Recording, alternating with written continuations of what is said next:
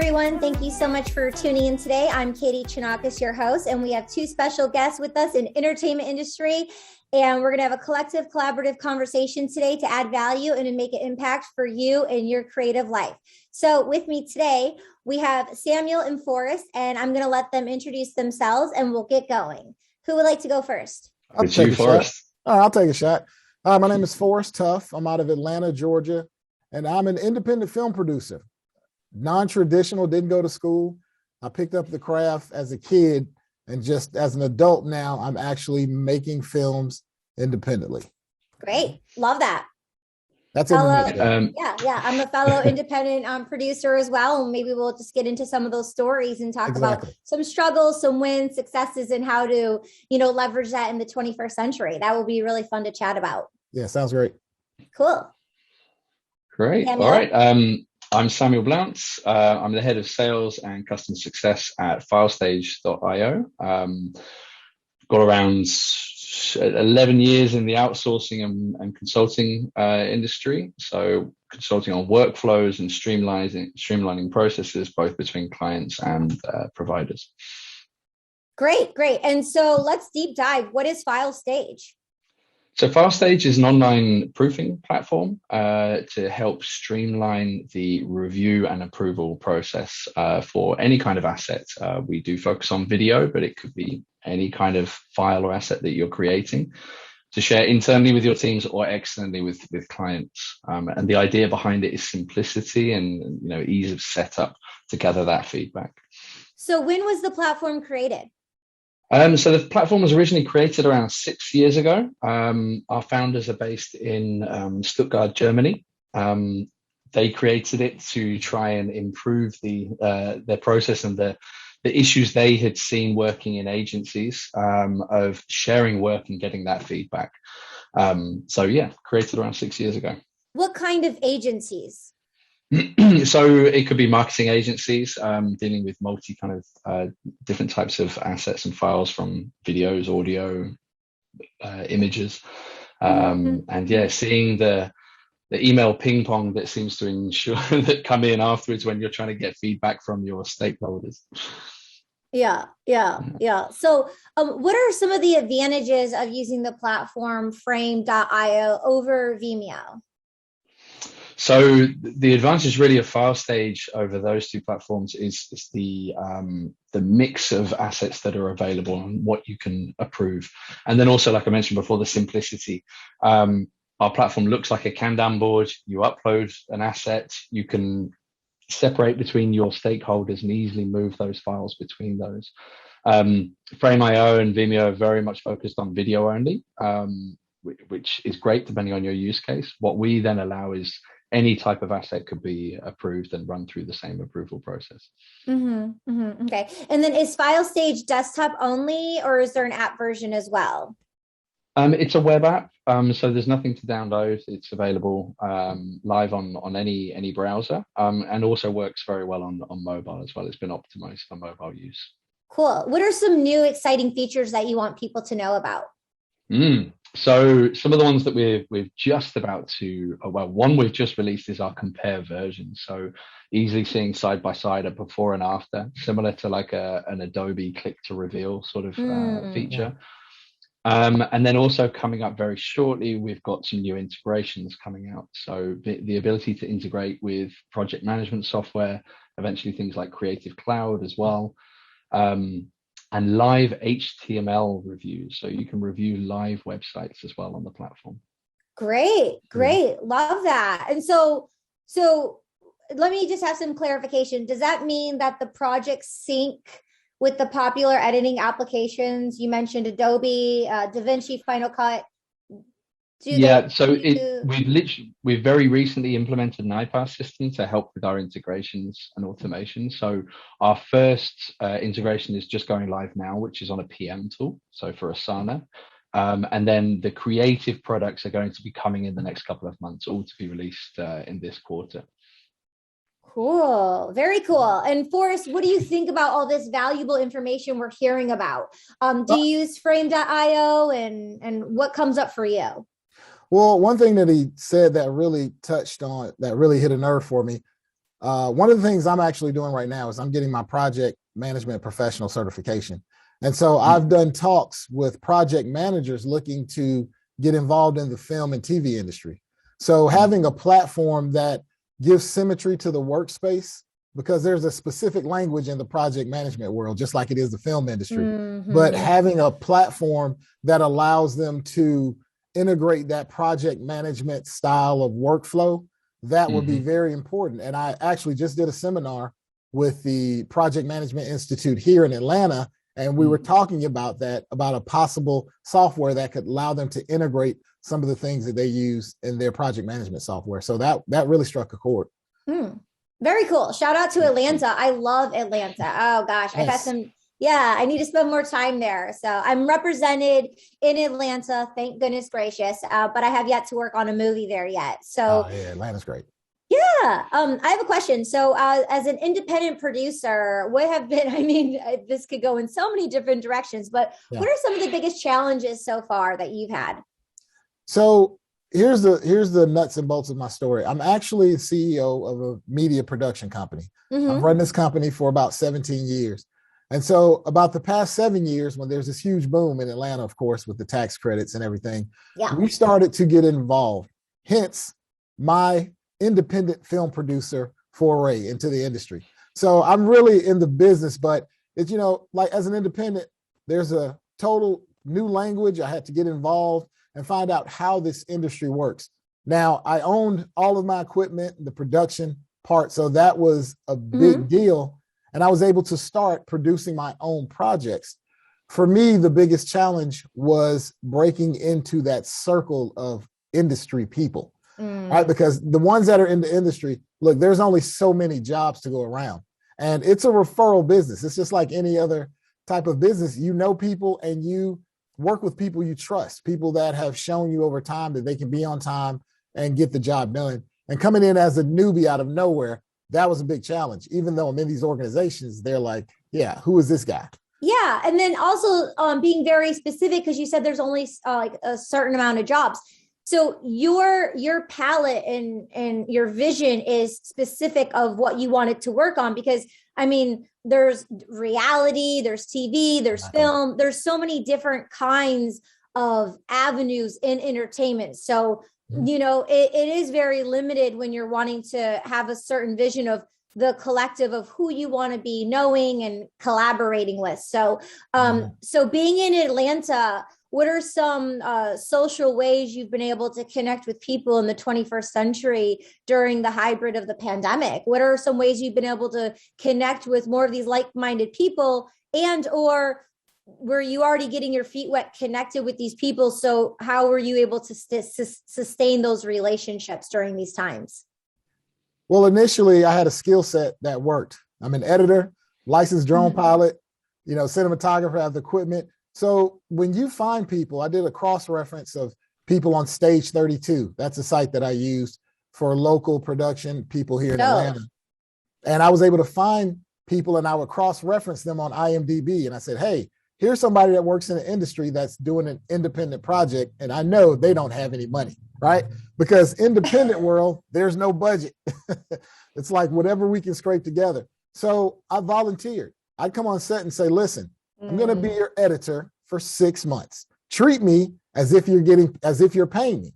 Now that's how I'm building that trust, because now here's someone that's in the Directors Guild. They've been working for 13 years. And this newbie comes along, but he's a professional and he works like a professional for free. So when opportunities come up for jobs, hey, guess what? That's how I broke into the industry, by offering my service in order to gain rapport with people so they would hire me for jobs. Smart. It's so smart. Great research. I love the IMDb. I tell people that all the time. IMDb, great resource, great tool, because you can email them directly and say, hey, like, I see you're in pre-production on a project and it takes a village. So I want to offer my services. You added value. So instead of give me, you that hunger you're feeding off of, like, let me be in service. Those are such beautiful keywords, to be in service and offer. And you said, you put a cap on, you're like, here's 6 months of my energy, of my time, of my skill sets.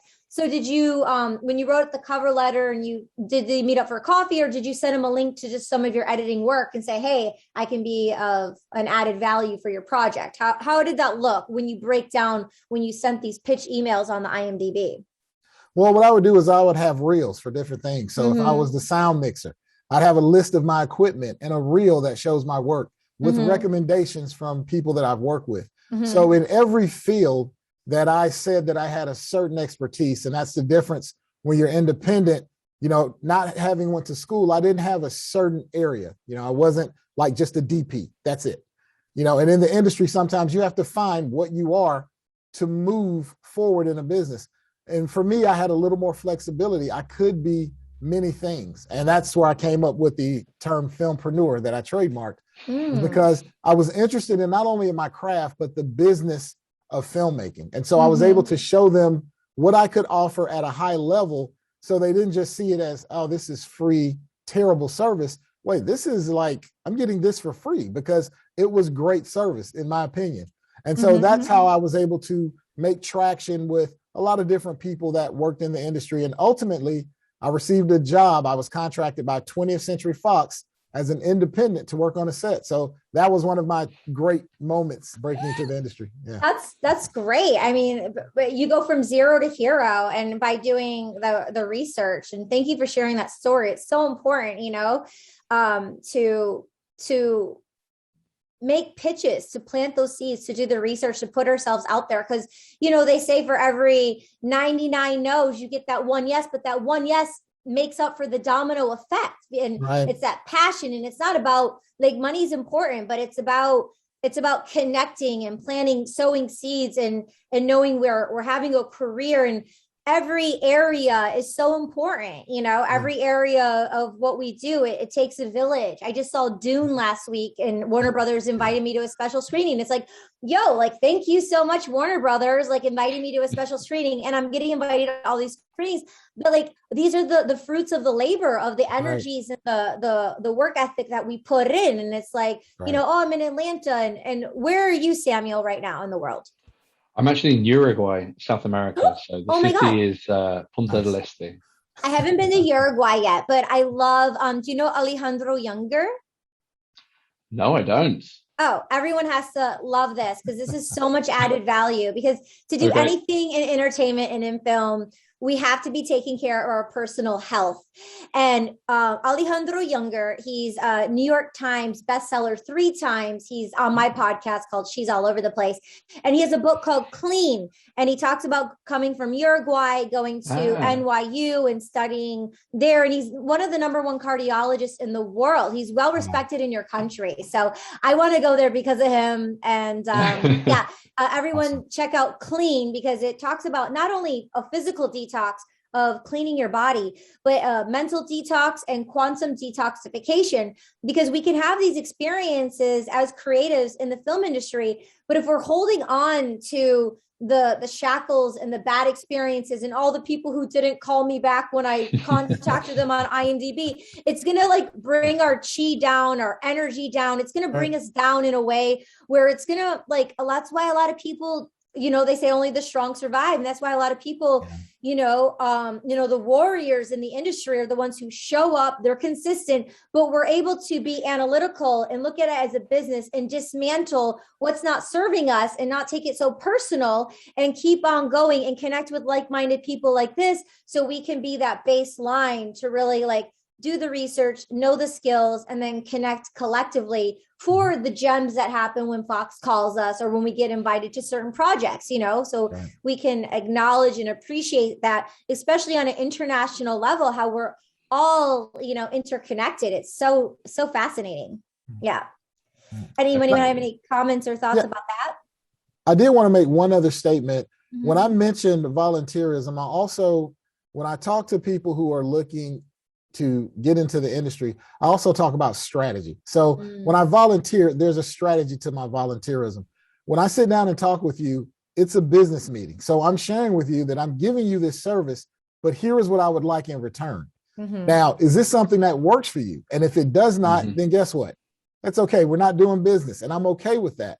but you have to make sure that the time you spend getting involved and working with people is going to be something that's also conducive to you. And that's how I approach everything. I don't really approach it from my creative side, because that exists. I always approach it from the business side so that I can be free to create. That's just a little point that I'd like to make. That's worked for me. Yeah. And I would like to elaborate on that really quick, because it's like, show business, but being a creative, I've always approached it from my heart at this heart center. But I love how you're like upfront with like, here's a strategy, here's A, B, C, or A through Z. This is how it's going to go. What works, cool. What doesn't, cool. But before getting in the relationship, what it's going to be. Right. And like, I want to acknowledge and honor you for that, and other people who are like that as well, because sometimes as a creative people, and I know from experience and people I've coached in the past too, they're scared to vocalize those basic needs of what they want and approaching it from business. So how were you taught that, like when you were a kid, or did you go to school for it? Or what are some tools fellow filmmakers can have so they can have more courage to ask some basic baseline questions to ask, instead of getting involved and then in their mind they have an illusion of how something's supposed to be and then it doesn't turn out that way, right? And there's a lot of upset, and it happens all the time through miscommunication. So what are some business tools people can ask up front to make sure your basic needs are taken care of without feeling guilty or feeling like you're being too forward? Well, that's going to vary for everyone. And, some of the things that work for A won't work for B. And it really depends on your personal situation, I think. I think me coming into the business, I had an established business. I had money. I had equipment. I had things that gave me value. Mm-hmm. So when I approached it, I had the luxury to approach it from that standpoint. Got it. But at the same point in time, when you don't have those things, and it's just like, yeah, but I just want to get involved. I don't have money. I don't have this. I just have a dream and I want to live my dream. Then yes, there are some sacrifices that have to be made. And that is just the truth. You're going to have to eat a little dust in order to, work your way up the line. So I don't want to make it seem as if that's not a reality. That does exist. Pay your dues. But you have to create a vision. Look at yourself as a business, not just as a talent. Do a vision plan. Where do you want to find yourself? Create a plan for where you want to take your business, which is you. And when you do that, you'll find yourself knowing when not to take compromises. You'll be able to make hard decisions that are in the best interest of you. And sometimes you'll make those concessions because you'll see, you know what? I need to do this for the greater good of where I'm trying to go. So I would just say, see yourself as a business and just try to make smart decisions and not always think emotionally. Sometimes. I think as well, when you're saying about, paying your dues and those things, whether it's individually or whether it's business, the world these days expects things for free. There's high quality products out there, whether it's Facebook or Twitter or whatever, that nobody pays to use. Yep. So getting people to separate with their money is harder, I think, than maybe it used to be. So you've got to be confident in your skills and your product to be able to go out there and maybe not be paid at first for what you're doing, and be confident that it will come eventually. So we come from very different backgrounds, Forrest, but I that resonates with me as well. I think you really have to kind of show your value and be confident with it. And is there a mentor, someone that you looked up to, or a book that taught you certain things about each profession that you both are in? So for me, I think there's been a number of different people, whether it's, I grew up in the UK listening to Richard Branson's story about, how Virgin and all that came around. And then more modern, looking at somebody like Elon Musk, where I think although he's ended up in the position he's in, all of his endeavors have seemed to be to provide a service and provide something good. And for me, I think that's always important, that you need to be confident with what you're giving to somebody, that you're providing a service and you're improving something. So whether it's improving a workflow, going back to what we do at Filestage, or whether it's helping somebody with their CV, helping somebody get an opportunity. I really feel that seeing that level of consciousness of providing a service is key to success. Yeah, consciousness in business. I love that. And, circling back around, if we're already using frame.io, Wipster, Vimeo, and other services, how easy or hard is it to make the transition over to Filestage? Yeah, so I wouldn't, there's not like a switch from Android to Apple, Yeah. like startup or anything like that, but it's very simple. We've won review rewards for our simplicity of how Ooh. to get set up. So it's a very easy platform. It's very intuitive. So switching over is not really going to be a headache for anybody. Okay. And then can you import everything, or is it more of like a clean break, fresh start type of transition? Yeah, so it's a clean break. So like I say, Okay. there's no real kind Yeah. of transfer from one platform to the other. We do have APIs on the technical side to sync your data from a storage platform, a DAM system, whatever it might be, or you can just start afresh. Good, good. Very cool. Very cool. And then aside from video reviewing, what are some other ways video production professionals could benefit from the platform? So I really think it's where we really see benefits for our clients. You have the separation of your reviewers. So it's easy to segment whether it's an internal creative team, whether it's maybe brand compliance before something gets sent over. And then finally, if you're sending something to a client, it's all very segmented and separate processes. So you Mm-hmm. can keep it very clean. And one person is only really reviewing what's intended for their eyes versus having 20 people trying to review and give their opinion on the same thing. The other piece is the audit trail that we give on every asset, whether it's a video or an image that is reviewed and gone through the process. There's an easy download of a PDF that shows everybody's decisions and when they were made, and they were timestamped. So for smaller agencies, that's very important sometimes when it comes to getting paid, showing why things took a certain time, why decisions were made at certain times. And that's a key thing that our clients love with the platform. Mm-hmm, mm-hmm. And then is there a way to publish an approved video straight to Vimeo or YouTube? So currently there's not a native integration, but that again is on our roadmap with our system we've put in place at the moment. You are with an API able to push any of the assets back out of the system. So you could configure it with YouTube or something if needed. Okay. Yeah, I love YouTube. There's so many things on YouTube. It's just like overwhelming. I know some people who just don't watch movies or TV and they just watch YouTube. Like it's a real thing. Right. People are just like streamers on the YouTube. Yeah. So what are your thoughts of the future of Filestage and the landscape of our industry? So I think for us, I said the focus really is on the simplicity side of things, and where we really excel is being able to give people tracked history of review decisions, of seeing the feedback that people gave.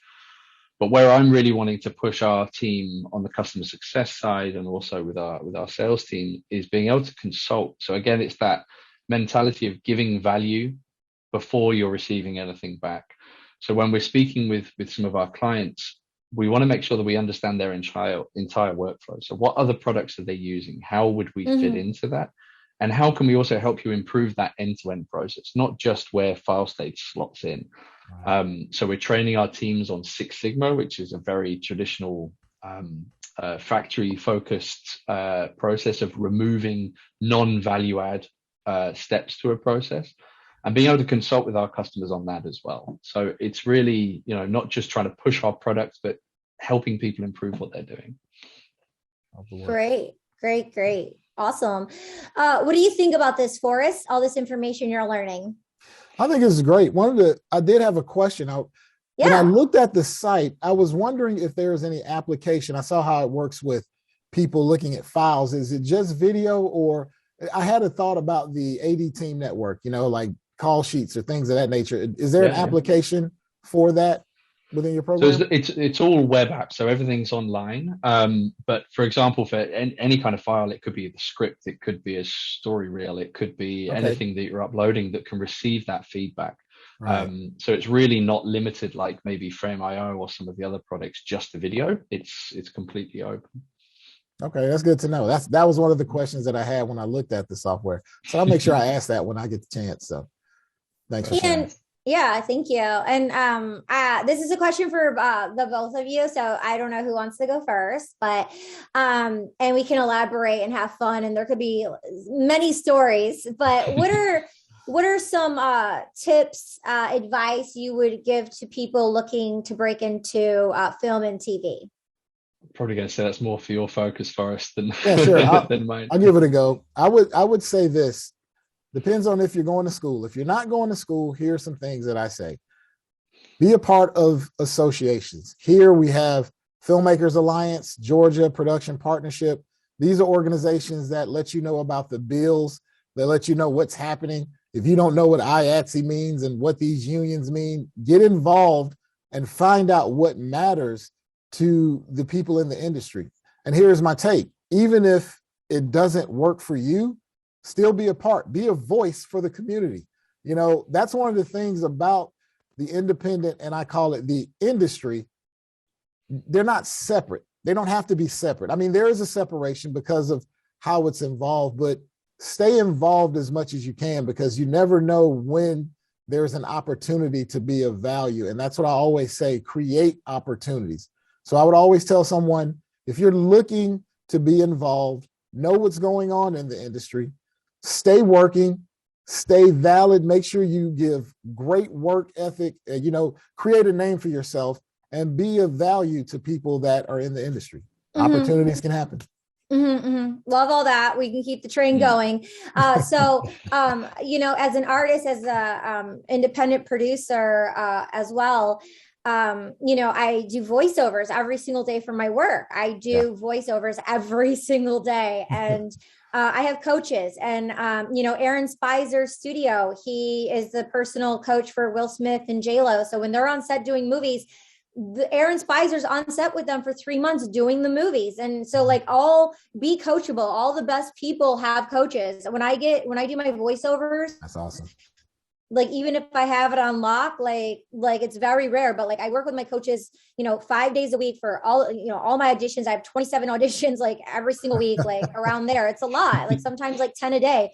And, being coachable, and then always learning and being open to pivot, shift, and grow, because now we're in a hybrid world. And, I remember, when I was looking at, Hollywood, when I first started getting going, and I was like, oh, I want to make my own products, make my own things. And before I say that, actually, before I pivot, Sarah Jane Sherman, was the head of casting at Disney, and now she's independent and she casts Netflix and Cartoon Network, and she's like one of the number one animation casting directors in the business. She's flawless. And she posted something the other day, and she said, if you're going out for these roles, but you're not getting what you want, create your own lane. So what you just said, Forrest, is just create the opportunity, create your own lane, make it happen, energetically put it out there, take action. That's awesome. You have equipment. And then circling back around, I remember in 2014, I was going to the union a lot, to SAG-AFTRA, like you said, go to the community, get involved in these places and the unions. And I'm a union member, so I get invited to all these events. And I would go there just to energize, like positivity breeds positivity. So I wanted to be around that environment. I wanted to be around the language. Like you keep saying language, and I'm just like, everything's a vibe, a sound, a language, and get to know the lingo. And then you're not feeling awkward and comfortable, and you're saying things and people are picking up what you're putting down. Like the people who are tuning in right now, it's like, they're getting these gems of languages of like where the industry is going. It's like an evolution. So I was at the union and I saw blue is the warmest color. And this actor, I'm Greek and she's half Greek. She's in Europe. And she was talking about, the project and how the director had them wear absolutely no hair and makeup. And I was just like, oh my gosh, because the imposter syndrome and being a perfectionist, you're like, I want it this way, I want it that way, and hair and makeup. And you just want everything to be so specific. And that's energy, time, location, money. So it's like, as a producer, put out fires, cut the fat, like pivot, shift, make it work, and just like show up and do your best. And it's still going to look great. Maybe it's not like the anchored vision of the target of what you wanted it to be, but you're showing up and you're making it and you're getting it done. And people are going to appreciate that a lot. So when she said that, I was just like, whoa. So then I shot a music video on, I'm going to geek out here on the tech, on the Red Epic. I actually just did a commercial with Delta with the Olympics. It was a 3-day commercial, and there were hundreds of people on set. And my friend Ron Mornoff, he's a huge producer. He produces all of Taylor Swift, Travis Barker, Mariah Carey, like so many people. And I was hired on this Delta commercial, and Paul Cameron was the cinematographer. And I love Paul Cameron's work. He's so amazing. And Paul Cameron was the cinematographer, and we're working on this project, and there's hundreds of actors there. So you want to like show up, be professional, do your part, and just like not talk. You just want to like observe. So you're called back. So they remember you. Show up, like Forrest was saying, you do great work. And then, they'll remember you, and you sow a seed like, yo, that person like did a really great job. I want to like bring them back. And so while I was doing my thing, I was like scouted out by like Paul Cameron's like family member, like quote unquote, like his son, right? His name's Raphael. And we were talking, we were connecting, and I was like, yeah. And I was like, I have this vision. And he's like, yo, okay, let's have the holidays. Let's come back. Let's have a coffee. And he was a man of his word. And we had a coffee when we came back, and I'm like, this is the vision. And it was something I was wanting to express. It was something I was wanting to get out. And I wasn't getting the roles. I wasn't getting the opportunity. So I created the lane. Because he was like on the crew of that Delta commercial, and like all the crew people are like in it, and they have like their language and their trusted connections. He got all of the equipment from the Olympics Delta commercial that I was in. He got the Red Epic from that and all the gear. And we showed up, and I got the location. And we made it happen. So that was like really, really awesome. And that's the power of showing up and making it happen as an independent producer, creative filmmaker, So what do you guys think about that? It's interesting because there's so many different walks, and I want to hear your perspective first, Samuel. Let me hear your perspective. So I think for anything, I think that idea of finding your lane, creating the opportunities is key. Whether it, my background's more on the business side, you have to get yourself in the right position. So whether you're saying it's unions on the creative side, on the business side, it's putting yourself out there in LinkedIn, making sure people know who you are, being active, not just being there and reading what's there, but being active and waiting for those opportunities as well. A long time ago, I had this dream that I wanted to live in a certain place in Uruguay. There's nowhere to work here, so I've got to work remotely. How do I do that? So started to carve out my way, get experience, find my way of working remotely, and then found myself in this position. But looking back, like you were just saying, it's not about finding yourself there. It's that you made that path yourself, and you got yourself into that position. So I completely agree with that. You've got to force yourself into where you want to be. That's right. And then, so where can everyone find you and get in touch if they want to learn more and connect with you? So for myself, obviously you can find me on LinkedIn. My name's Samuel Blounce.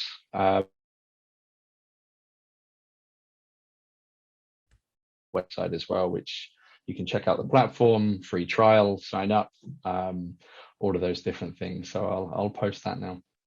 I'm not sure if it was my connection or a collective, but could you say that one more time just in case? I'll say I'll post the link to the Filestage website in the Q&A here. So if anyone wants to find us there, you can reach out, and also my LinkedIn profile as well. Wonderful. Awesome. And then do you have any more tips and tools of what people can do to get into the film industry when they're excited about being in the film industry? Yes, I do. I actually teach workshops. You can find information about the film industry at filmpreneur.org. That's where I talk about workshops. You can see some of the projects that I've worked on. And also you can get in contact with me, because what I like to do is I love to share this information. It's like, if you succeed, that might be my opportunity to succeed. So I love to share, because there's so much opportunity out here. And for someone in my lane, I also realized there are different lanes. Even there are different lanes of independent. There's somebody who's worked in the industry for 25 years and now they're independent. They have connections with Netflix, Amazon, all of these. So there's different levels of independent. I am the bottom of the totem pole independent. I finance all of my projects. I also make money to finance projects. And quick story, I had a government contract that I won through my business. And I pitched them to do a documentary as opposed to an internal video. Well, they got behind it. They threw more money into it. We're talking government money, right? So guess what? I'm a filmmaker getting paid and I have marketing behind me. This actual project was distributed across the country. They paid for the documentary. We had a showing of about 600 people in a movie theater. It was absolutely no cost to me. We had Arthur Blank. He's like one of the owners of the Falcons, right? He came out and donated thousands of dollars to have screenings all across Georgia for this film. And at the end of the day, I was paid handsomely and my crew.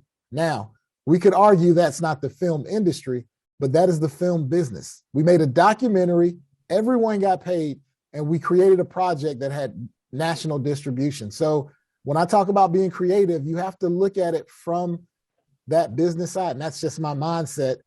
Love your craft, but if you can make a living doing your craft, that's when you'll be extremely happy. Yeah, I love everything you said. And a key, and everything is amazing. And a key thing is marketing. Marketing is really important. And yes, it is. What are some tips and tricks for people to understand marketing more? Because it can be devastating. My friend, Neil Sherman's, he created the Paramount Network. I mean, he was at Viacom for 18 years and created the Paramount Network. And then they created Heathers, and then they dumped $6 million into Heathers. And then because of what happened in Florida with, unfortunately, real world of what happened with the kids and the guns and stuff, they had to make a choice at Viacom. They had to make a choice to pull the show or keep it going. And he made the choice to pull the show. Like, he's a family man and that he's a smart businessman, and it's show business and it's a business, like you said, but that's $6 million in marketing that was spent that just like went down the drain, because of what happened in real world. But Heathers was like a cult classic film, and they were, showing up and doing that project. So what are, and that's on a macro scale of, you said you're a micro independent from ground up financing your own. And that's like a macro from having a machine like Viacom behind you and someone starting a Paramount Network. But what are some tips for people to get involved to understand marketing more? I'd say if you're going to do anything, understand ownership. Once you start to put things out, you put yourself at risk to losing. You have to understand there are so many people that love ideas, and some people have the money to finance that idea. Most of the creatives have ideas, but no finances. The big finance houses, they don't have the ideas. So you want to try to own what you have. So in my case, like I say, I'm coming from a small standpoint. I trademarked Filmpreneur because that's going to be my brand that I'm going to market. So I had to pay for the attorneys. I had to sit on some of it until I could actually get it out. Now I can start the podcast. I can start the show. I can start all these other branches of Filmpreneur, but now I protected it to where it's an entity that I've owned. I've gobbled up all the domain names, all the social media sites. So I've done that on a small level, but I would say, make sure you have an attorney. First thing, make sure you understand what your rights are and that you have someone that can give you the proper advice on how you move before you start putting it out there on social media for the world to see. Make sure that you have protected that intellectual property. And that's just my 2 cents, that I would say, try to own whatever it is you have before you start to really market it. That would be my advice on that. Yeah, it's really important to have contracts in place because you're signing your life away, you're signing certain things away, and you have to, have protection. So that's really important, really smart. Something I learned along the way was, I haven't done it personally. And as a creative, I was just so about raising capital. It was really, scary to put myself out there to be like, here's my project.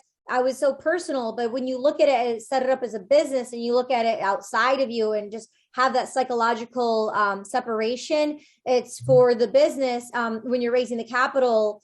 Then my friend, she taught me, for example, like Indiegogo, where like you can, I'm not an affiliate with them or anything, but like if you have a campaign, that's free marketing because you reach out to your community first for them to support and help. And people are good and they want to support and help if they can.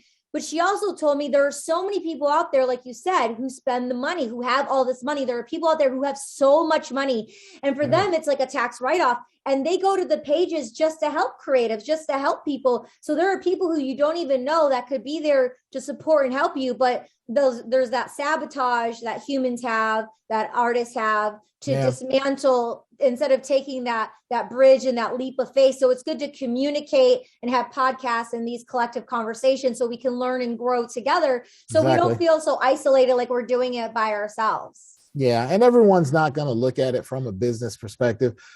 That's the reality. And I understand that. So even when I give these workshops and we're talking business, blah, blah, blah, that sounds great, right? But that doesn't work for everyone. There's no one thing that works for everyone.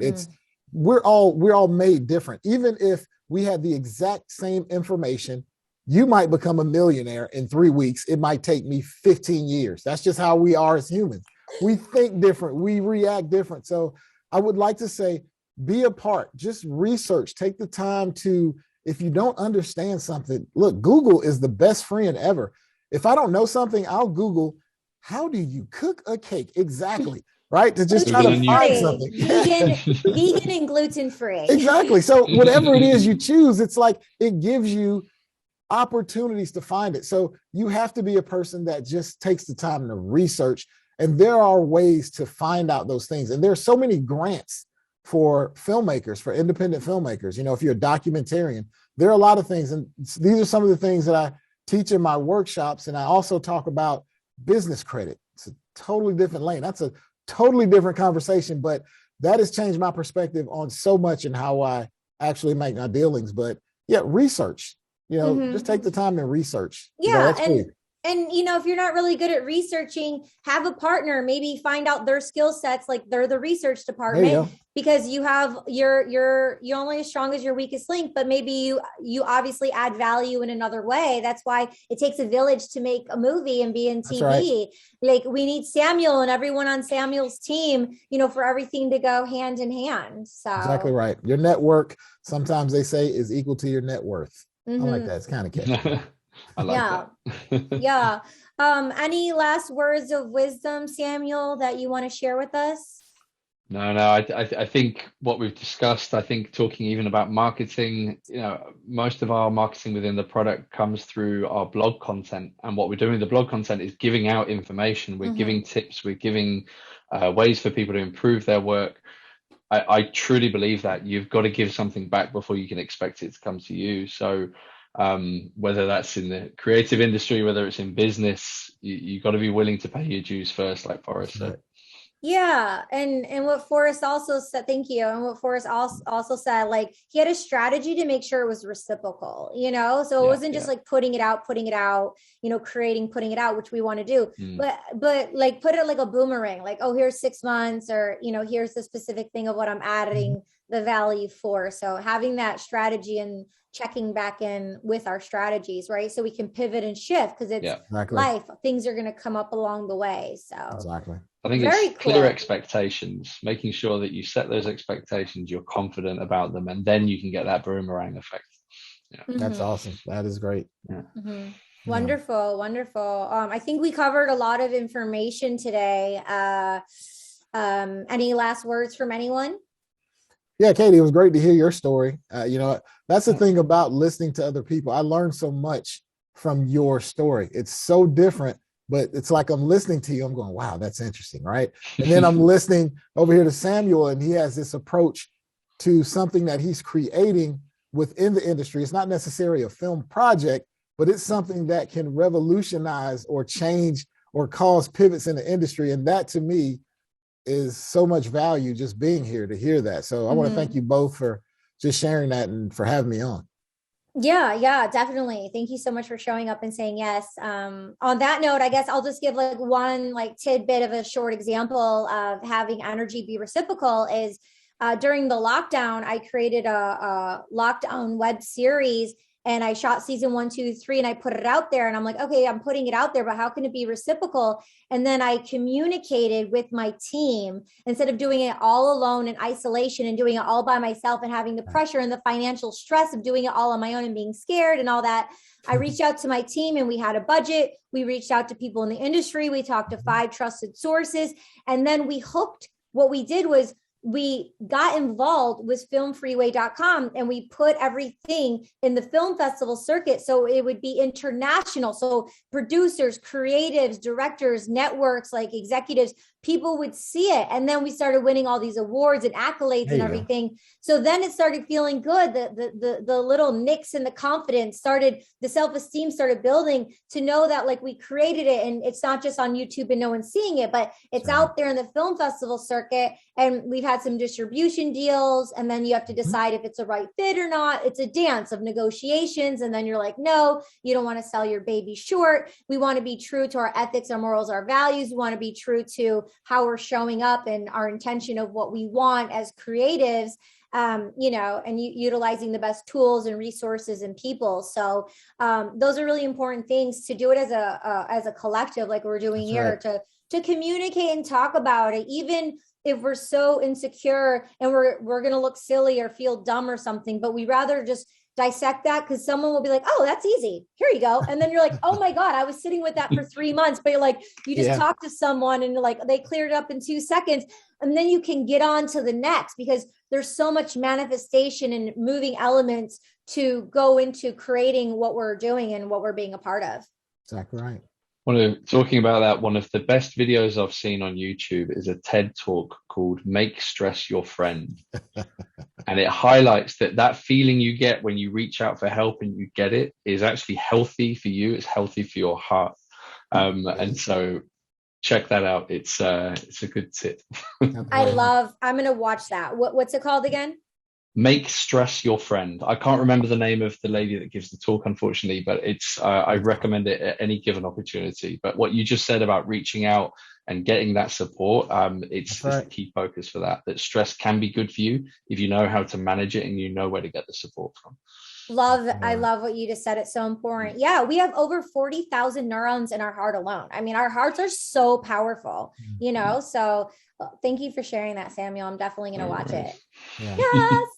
But Cool. Thank you for bringing up that marketing. That's another marketing piece. I'm glad, because we didn't talk about festivals, but you said enough. That's another way to market on a lower budget. You can be very, within those festivals, because I've sat on the boards of certain festivals. They have a mission. They're looking for certain types of films. They offer money. So to your point, kudos on that, because that's a great way to have distribution on a lower budget. Yeah, and they're IMDb qualifying, so you can make sure. So then you have credits on IMDb. So you're building the clout and the respect in the industry that you're receiving all these accolades, and then people will take you more seriously. So, but are there any last words you want to say about Film Festival Circuit since we're on it, though, as an independent film producer?